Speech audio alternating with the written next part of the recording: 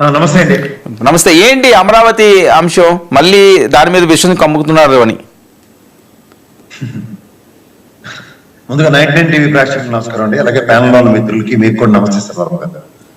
నేను ఒక విషయం చెప్పగలను ఇప్పుడు, ఎందుకంటే ఈ శ్రీశైలం నుంచి కిందకి రాయలసీమ ఎత్తిపోతల పథకం ముఖ్యమంత్రి స్థాయిలో ఒక రేవంత్ రెడ్డి గారు అనే వ్యక్తి ఎప్పుడైతే మా ఒక ఫ్లోర్ ఆఫ్ ద హౌస్ లో నొక్కి ఒక్క నుంచి మరి చంద్రబాబు నాయుడు గారు ఏదైతే దానికి నా నెగోసియేషన్స్ తో రాయలసీమ ఎత్తిపోతల పథకం కడుపు కూడా ముందుకెళ్లకుండా ఆగింది అన్న దాన్ని ఓటంకించవలసి వస్తుంది, ఇలా ప్రస్తావన తీసుకురావాల్సి వస్తుంది. తర్వాత అది దగ్గర ఎంత పేస్ లో అది పనిచేసింది, దగ్గర 87% కంప్లీట్ అయిందని నేను కూడా కాదు, నమస్తే తెలంగాణ లాంటి పత్రిక రాయడం, తర్వాత అది ఒక పేస్ లో పనిచేస్తున్నప్పుడు ఒక తెలుగుదేశంకి సంబంధించిన ఒక డెలిగేషనే ఒక లెటర్ రాసి దాని మీద ఎన్జీఆర్టీకి ఏమని ఇచ్చారో కూడా అవన్నీ మనందరికీ తెలిసిన విషయం.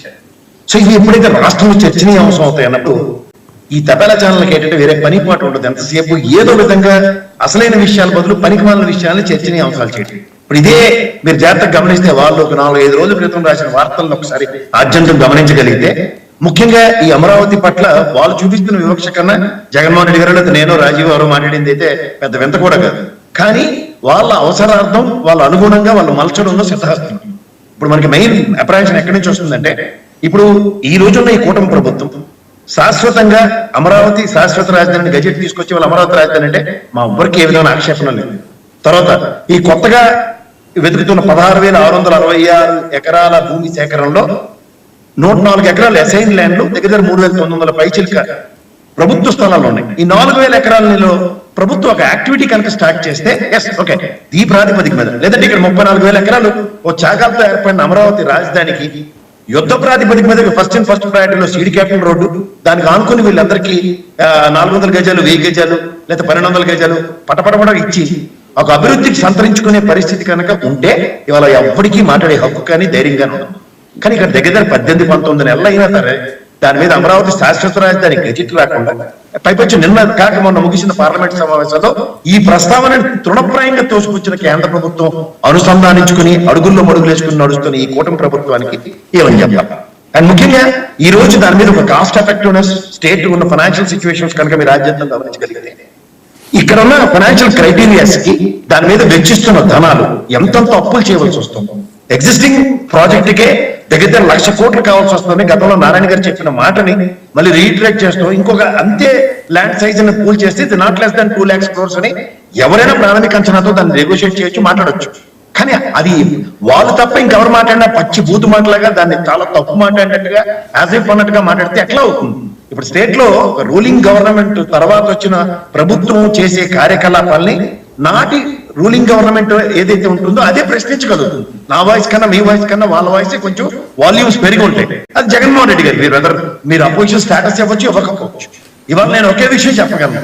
ఇందాక రాజీవ్ చెప్పినట్టు ఈ ధర్మ పోరాట దీక్షలకి దగ్గర ఎన్ని డబ్బులు తగలేశారు, ఎవరెవరు ఎలా బాగుపడ్డారో ఎవిడెన్సెస్ నా దగ్గర ఉంది. కానీ అవేమీ కాకుండా ఇవాళ ఒక టాయిలెట్ కి అయ్యే ఖర్చు, ఒక టాయిలెట్లకి ప్రధానమంత్రి గారి దగ్గర యోగాంధ్రకి ఎంతంత డబ్బులు దుర్వినియోగపరుస్తున్న ప్రాతిపదికన ఆద్యంతో మీరు గమనించగలిగితే, అమరావతిలో దుర్వినియోగపరుస్తున్న డబ్బులు నా నోటితో కాదు, గౌరవ నారాయణ గారే మాట్లాడుతున్న మాటలు మీరు గమనించుకోండి. 450 కోట్లు నీళ్లు ఎత్తిపోతల పథకాలకి, 36 కోట్లు 39 కోట్లు కంపలు కొట్టడానికి, మళ్ళీ కంపలు కొట్టడానికి అని మాట్లాడుతుంటే ఏంటిది? ప్రభుత్వం వచ్చింది కంపలు కొట్టడానిక? ఏంటిది? నాకు అర్థం కాని విషయం. అభివృద్ధి అన్న దగ్గర ఎవరికైనా దాన్ని అక్కడ అభివృద్ధి చేసుకుంటే మిడ్ కాలేజీ నేను 1,00,000 సార్లు చెప్తున్నాను, 10-20 అడుగులు పైకి లేపి కట్టినట్టు. కాదండి, ఒక ప్రాంతంలో ఏదైనా ఫారెస్ట్ లా ఉంటే మరి అది క్లియర్ చేయకుండా అక్కడ ఏదైనా కడతారా? అలా దాని మీద కడతారా? ఓహో అవునండి, ఫారెస్ట్ లా ఉంది అంటే ఫారెస్ట్, రివర్ బ్యాంకులు ఇవన్నీ మనకు తెలియనివా?